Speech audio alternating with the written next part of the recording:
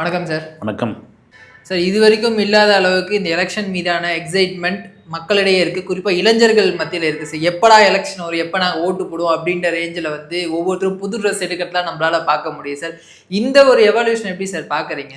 இல்லை, அவங்களுக்கு வந்து ஒரு மாற்றம் தேவை அப்படின்ற மாதிரி ஒரு விஷயம் வந்துட்டாங்க. பொதுவாக மக்கள் வந்து மாற்றம், அது யாராக இருந்தாலும் சரி சரி அந்த மாற்றத்துக்கான ஒரு விஷயமாக தான் விஜயகாந்தை அவங்க வந்து கொண்டு வந்தாங்க, நம்பினாங்க.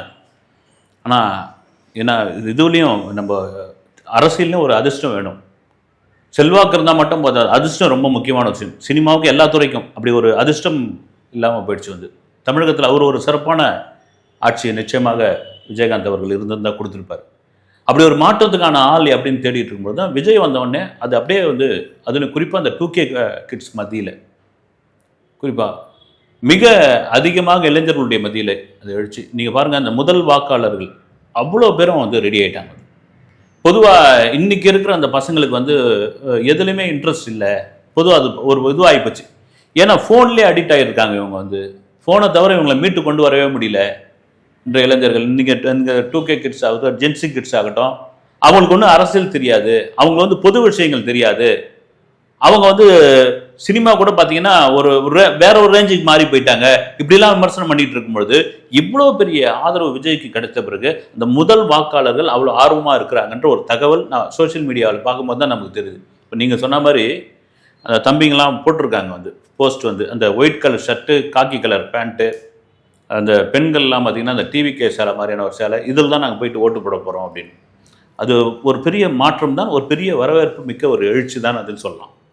ஒரு கட்சிக்காக அந்த கட்சியினுடைய நிர்வாகிகள்லாம் வந்து ஓட்டு கேட்டு பார்த்துருப்போம், தலைவர்கள் கேட்டு பார்த்துருப்போம். ஆனால் வந்து முதன்முறையாக ஒவ்வொரு வீட்டில் இருக்கக்கூடிய குழந்தைங்கள்லேருந்து பெரியவங்க வரைக்கும் வந்து எங்கள் விஜய்க்கு ஓட்டு போடுங்கப்பா, விஜய்க்கு ஓட்டு போடுங்கப்பா, தன்னெழுச்சியாக கேட்குறாங்க. இந்த ஒரு மாற்றத்தை எப்படி சார் பார்க்குறீங்க? இல்லை, இது நாம் பேசுகிறத விட சிபிஎம் தலைவர் திரு சண்முகம் அவர்கள் வந்து ஒரு பொது மேடையிலே இங்கே ஒரு இடத்துல பேசிட்டார் வந்து ஓப்பனாகவே.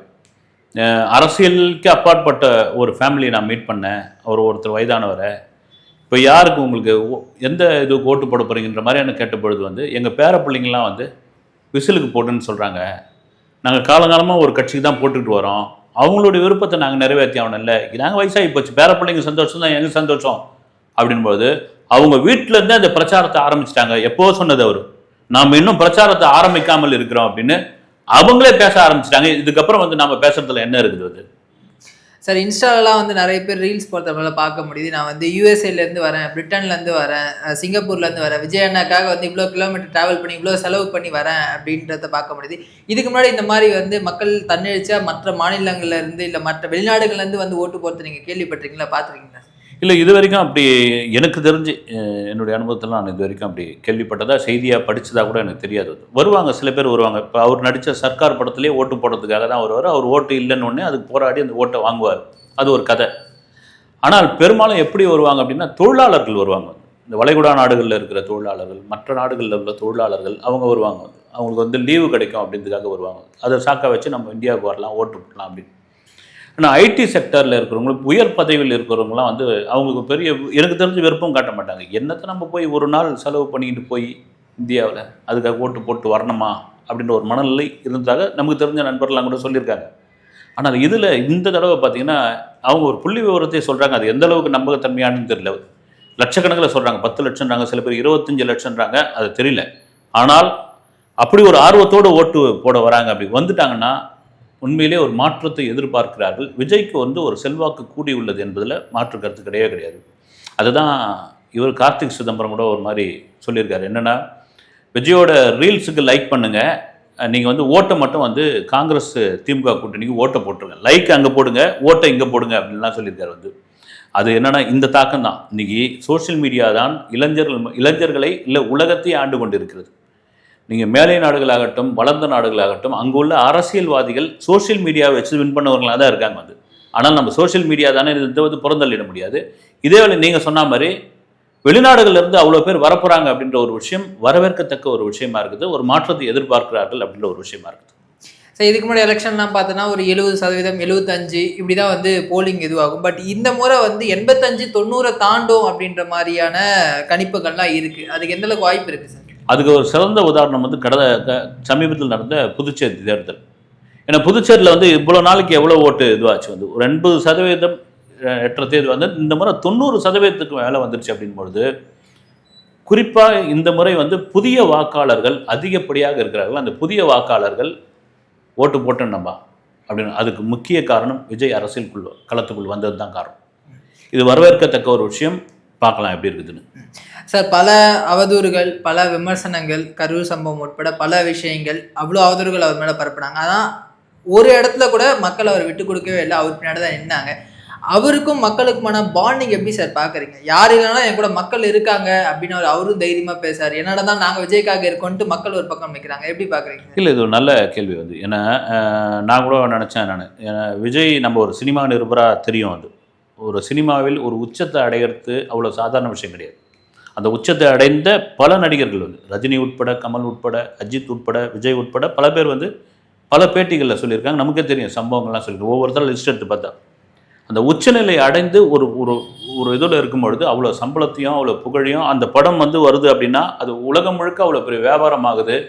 தியேட்டருக்காரங்களாம் காத்துக்கிட்டு இருக்காங்க. அப்படின்ற நேரத்தில் நான் அரசியலுக்குள்ளே வரேன், அத்தனையும் தூக்கி போட்டு அப்படின்னு சொல்கிறதுக்கு ஒரு துணிச்சல் வேணும். நான் என்ன நினச்சேன்னா, விஜய் இந்த தமிழக மக்களை நம்பி எப்படி வராரு அப்படின்னு தான். காரணம் என்னென்னா, ஒரு காமராஜரையும் ஒரு விஜயகாந்தையும் தோழர் நல்லகண்ணு அவர்களையும் தோற்கடித்து தான் இவங்க தமிழக மக்கள். விஜயெல்லாம் எப்படி இவங்க இது பண்ண போகிறாங்கன்னு நீங்கள் சொன்ன மாதிரி ஒரு கரூர் சம்பவம் ஆகட்டும், ஒரு ஜனநாயகன் பிரச்சனையாகட்டும், அவரே சொன்ன மாதிரி என்னுடைய வாழ்க்கையினுடைய பர்சனல் பிரச்சனையான சங்கீதா விஜய் விவாகரத்தாகட்டும், அதுக்கு வந்து ஒரு பெரிய சப்போர்ட்டாக இருந்தேன். என்னதான் நீங்கள் வந்து அவங்க மேலே தூத்தினா கூட அதுக்கு ஒரு சப்போர்ட்டாக இருந்தாங்க. வந்து வரவேற்கக்கூடிய ஒரு விஷயம் தான். சார், இறுதி அவங்க கணிப்புப்படி விஜய் அவர்களுக்கு எவ்வளோ சதவீதம் பார்க்குறோன்னு நினைக்கிறீங்க சார்? இல்லை, இது நிச்சயமாக இதில் வந்து உண்மையாக நான் சொல்கிறேன். நான் ஒவ்வொரு கருத்து கணிப்பு, ஒவ்வொரு ஊடகங்கள், அவங்க ஊடகம், அவங்க கட்சி சார்ந்த ஊடகம், சாராத ஊடகம், அல்லது வந்து உள்ளுக்குள்ளே இருக்கிற உண்மையை மறைத்து அவர்கள் ஒன்று ஏன்னா டிரான்ஸ்பரன்ஸாக 100% போட்டுற முடியாது. அப்படி இந்த கருத்து கணிப்பை படித்து நமக்கு தலைவலிக்குது ஒரு பக்கம். அதுன்னா நான் தவறாக சொல்ல வந்து ஒரு பக்கம் நாம் தமிழர்களுக்கு ஆதரவான கருத்து கணிப்பில் எங்கள் அண்ணன் சீமாதாயா சிஎம் அப்படின்னு அவங்க ஒரு பக்கம் போட்டிருக்காங்க. 55% அவருக்கு தானே. அதனால் இந்த கருத்து கணிப்புலாம் ஓரம் தள்ளி வச்சுட்டு மக்களுடைய மனசில் என்ன இருக்குதுன்னு யாராலையும் கண்டுபிடிக்க முடியாது. விஜய் வந்து வென்று சிஎம் ஆவாரா, இல்லது பலமான எதிர்கட்சி தலைவர் ஆவாரா? ஒரு 25 சீட்டுக்கு மேலே வந்துருச்சுன்னா பலமான எதிர்கட்சி, இல்லை கிங் மேக்கரா? திமுக அதிமுக ஓட்டை யார் ஓட்டை பிரிக்க போறாங்க? வந்து யாருடைய சப்போர்ட்ல விஜய் வந்து சப்போர்ட் கொடுப்பாரு? யார் முதல்வர் ஆக போறாங்க? ஒரு தொங்கு சட்டசபை ஏற்படுமா? இது வரைக்கும் ஒன்றும் தெரியாது. ஏன்னா அது வந்து மக்களுடைய மனசுல தான் இருக்குது. மே 4ஆம் தேதி ஒரு 3 மணி நேரத்தில் ஃபுல் ரிசல்ட் தெரிஞ்சு போயிடும். ஒரு 10 வாக்கில் வந்து யார் முதல்வர்னு பதவி ஏற்றுருவாங்க. அதாவது மே 10ஆம் தேதிக்குள்ள முதல்வர் யாருன்னு பதவி ஏற்றுருவாங்க. அப்போ தெரியும். விஜய்லாம் எலெக்ஷனை ஃபேஸ் பண்ண மாட்டார், பயந்து போயிடுவார், இவங்க கொடுக்குற ப்ரெஷரில் வந்து திரும்ப சினிமாவுக்கே போயிடுவார், இந்த மாதிரி ஏகப்பட்ட விமர்சனங்கள் அவர் மீது வச்சுருந்தாங்க. அது எல்லாத்தையும் தாண்டி இப்போது 23ஆம் தேதி எலெக்ஷனை ஃபேஸ் பண்ண போகிறாரு. எப்படி பார்க்குறீங்க சார்? இல்லை, இது ஒரு நீங்கள் சொன்னது தான். நீங்கள் அப்படியே ஒரு படிப்படியாக எடுத்து பார்க்கும்போது திரும்ப ஒரு ரீவைண்ட் பண்ணி தான் ஆகணும். அதுக்கு காரணம் என்னென்னா, விஜய்லாம் அரசியலுக்குள் வரமாட்டார் அப்படின்னு ஒரு டாக் இருந்தது. வந்தாலும் தாக்கு பிடிக்க மாட்டார், அவருக்கு என்ன தெரியும் அரசியலை பற்றி, இப்படியா அந்த விவாத பொருள் இருந்துக்கிட்டே இருந்தப்போ திடீர்னு கட்சி பேரை எக்ஸ் வலைதளத்தில் அறிவித்தார். எல்லாருக்குமே ஒரு பெரிய ஆச்சரியம், பெரிய பேசும் பொருளாக மாறிச்சு. கட்சி பேரை எக்ஸ் வலைதளத்தில் அறிவிக்கிறார் அப்படின்னா இவர் என்ன அரசியல் பண்ண போகிறாருன்னு எல்லாரும் ரொம்ப அசால்ட்டாக அதை விட்டாங்க. வந்து அதன் பிறகு பாருங்கள், கட்சி கொடியை வந்து அலுவலகத்தில் அறிமுகப்படுத்தினார். அது ஒரு விமர்சனம் ஆச்சு. அப்புறம் அவங்களுக்கு கொள்கை என்ன, கோட்பாடு என்னப்பா? நிறைய பேர் கேட்ட கேள்வி. சீமான் உட்பட வந்து தம்பி வரட்டும், அவர் கொள்கை என்ன, கோட்பாடு என்னப்பான்னு. அந்த கொள்கையும் கோட்பாட்டையும் விழுப்புரம் மாநாட்டில் அறிவிச்சாச்சு. அதுக்கப்புறம் ஒரு மாநாடு, அதன் பிறகு வந்து ஒரு மக்களை சந்திக்கிற பயணம். அந்த பயணம் வந்து கரூரில் ஒரு பிரச்சனையாக மாறுச்சு. அதன் பிறகு நிர்வாகிகள் கூட்டம். இப்போ விஜய் எங்கே போனாலும் கூட்டம் கட்டுக்கடங்காத கூட்டம் வந்த பிறகு மிக குறிப்பான ஒரு விஷயம் வந்து இந்த உறுப்பினர் சேர்க்கை அப்படின்ற ஒரு விஷயத்தை வந்து எல்லாரும் மேனுவலாக பண்ணிட்டு இருக்கும் பொழுது இன்றைய டெக்னாலஜியை வச்சு ஒரு ஆப்பை வச்சு நம்ம உறுப்பினர் சேர்க்கை பண்ண முடியும்னு கிட்டத்தட்ட ஒரு 2 கோடி பேர் உறுப்பினர் சேர்க்கை பண்ணது. முதல்ல அதையும் கூட ரொம்ப கேலி பொருளாக விமர்சனமாக பார்த்தவர்கள் அதன் பிறகு அப்படியே டோட்டலாக ஆஃப் ஆயிட்டாங்க. அப்புறம் விஜய்க்கு வந்து அந்த கூட்டம் இன்னும் வந்துகிட்டு இருக்கிற கூட்டம் மிக மிக முக்கியமாக நேற்று கும்மிடிப்பூண்டி, காரனோடை, மாதவரம், பொன்னேரி, இது எல்லாம் ஆந்திராவுடைய பார்டர்கள். அந்த பகுதியில் இருந்து கட்டுக்கடங்காத கூட்டம் அப்படி வந்து விஜய் பக்கம் சேர்ந்த பிறகு நீங்கள் சொல்கிற மாதிரி இதோ நாளைக்கு வந்து எலெக்ஷன், இன்றைக்கி தான் இறுதிக்கட்ட பிரச்சாரம், அது சாயங்காலத்துக்குள்ள பிரச்சாரத்தை முடிச்சிடணும். தொடர்ச்சியான விமர்சனங்கள், இந்த விமர்சனங்களை தாண்டி இன்றைய இந்த எலெக்ஷனை டிசைடிங் பண்ணுறதே வந்து விஜய் தான் அப்படின்ற அளவுக்கு வந்தாச்சு. காரணம் என்னென்னா, விஜய் ஜெயிப்பாரா, சிஎம் ஆவாரா, தோற்று போவாரா, பலமான எதிர்க்கட்சி வருவாரா, இவங்க ஓட்டை பிரிப்பாரா, அவங்க ஓட்டை பிரிப்பாரா, இது வரைக்கும் யாராலும் எதுவுமே சொல்ல முடியாது. இந்த கருத்து கணிப்பெல்லாம் அப்படி தூக்கி ஓரமாக வச்சுருங்க, கருத்து கணிப்புலாம் இல்லை, இது வரைக்கும் யாராலும் சொல்ல முடியாது. அதற்கான காரணம் என்னென்னா, மக்களுடைய மனசில் என்ன இருக்குதுன்னு உங்களால் இது வரைக்கும் கண்டுபிடிக்க முடியாது. அது மே 4ஆம் தேதி ஒரு 2 மணி நேரம் 3 மணி நேரத்தில் உங்களுக்கு முடிச்சா தெரிஞ்சிடும். என்னவோ அதை மீறி நீங்கள் சொன்னது தான் வந்து இவருக்கு என்ன தெரியும், இவருக்கு அரசியல்லாம் வந்து பச்சா பால்வாடி அப்படின்னு சொன்ன பொழுது 3 வருடத்தில் இவ்வளோ பெரிய ஒரு தாக்கத்தை தமிழக அரசியலில் விஜய் செய்திருக்கிறார் என்றால் அவருக்கு பின்னாடி இவ்வளோ பெரிய வந்து ஒரு தொண்டர்கள் பட்டாலும் ரசிகர்கள் பட்டாலும் இருக்குது உண்மை. அடுத்தடுத்த நிகழ்வில் தொடர்ந்து பேசுகிறேன் சார். தகவலுக்கு ரொம்ப நன்றி சார். வணக்கம்.